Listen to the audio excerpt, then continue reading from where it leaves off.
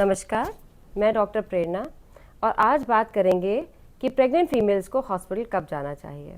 देखिए, प्रेगनेंसी में यूजुअली कुछ सिम्टम्स ऐसे आते हैं जिनसे आपको एक अलार्मिंग साइन मिलता है कि now you have to go to hospital. इसमें से फर्स्ट इंपॉर्टेंट साइन होता है लेबर पेन्स।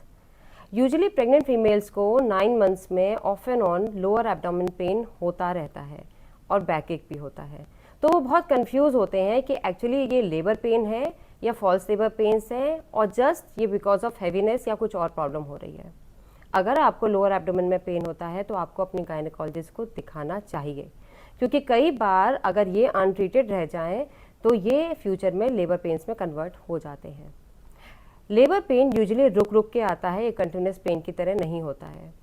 मान लीजिए अभी कोई एक पेन शुरू होता है, वो पीठ से शुरू होगा, पेट तक आएगा। जब वो पेट पे आता है तो आपका पेट बहुत टाइट हो जाता है और फिर पेन ये धीरे से थाइज में रेडिएट कर जाता है। ये एक्चुअली लेबर पेन होता है। ये इसका duration somewhere around 20 to 30 seconds होता है और एक पेन के बाद आप एकदम कंफर्टेबल हो जाएंगे। उसके बाद ऐसा ही कोई सिमिलर पेन आपको 20 मिनट्स या 15 मिनट्स के इंटरवल पे, कई बार 30 मिनट्स के इंटरवल पे फील होगा। धीरे धीरे दो पेन के बीच में इंटरवल कम होने लगता है और इसका ड्यूरेशन बढ़ने लगता है। ये बहुत इंपॉर्टेंट फीचर है और अगर आपको ऐसा कुछ महसूस हो रहा है तो आपको अपने गायनेकोलॉजिस्ट से बात करनी है या हॉस्पिटल सीधे पहुंचना है। दूसरी इंपॉर्टेंट बात आ जाती है कि अगर आपको वाटर ब्रेक हो जाए। देखिए, कई बार ऐसा होता है कि लेबर पेन्स स्टार्ट ही नहीं होते पर वाटर ब्रेक हो जाते हैं। वाटर ब्रेक होता है तो आपको बिल्कुल यूरिन जैसा फ्लूइड आपके वजाइनल एंड से पास होना शुरू हो जाता है, जिसको अगर आप होल्ड करने की कोशिश करेंगे तो वो रुक नहीं पाता है। जैसे यूरिन अगर पास हो तो आप उसे होल्ड कर सकते हैं, पर वाटर ब्रेक होता है तो इस पर आपका कोई कंट्रोल प्रेशर अप्लाई नहीं हो पाता है।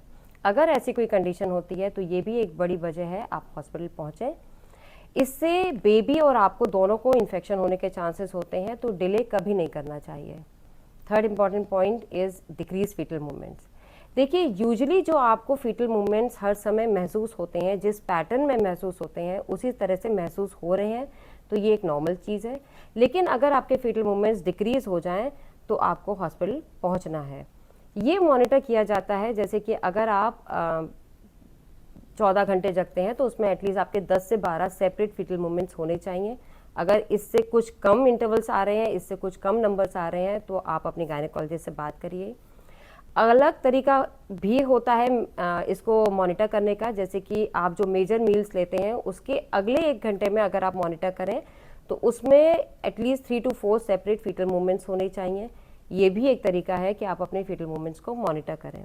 अगर कुछ आपको लगता है कि फ्रीक्वेंसी कम जा रही है तो आप डॉक्टर से मिलें या फिर हॉस्पिटल पहुँचें।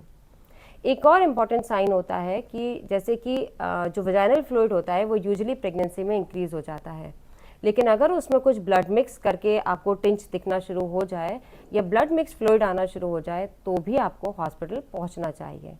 तो ये 4 इंपॉर्टेंट बातें हैं जिन पर आप ध्यान रखें। अपनी गायनेकोलॉजिस्ट से मिलें या सीधे हॉस्पिटल पहुंचें। ये मिस करने लायक चीज़ें नहीं होती हैं। Thank you.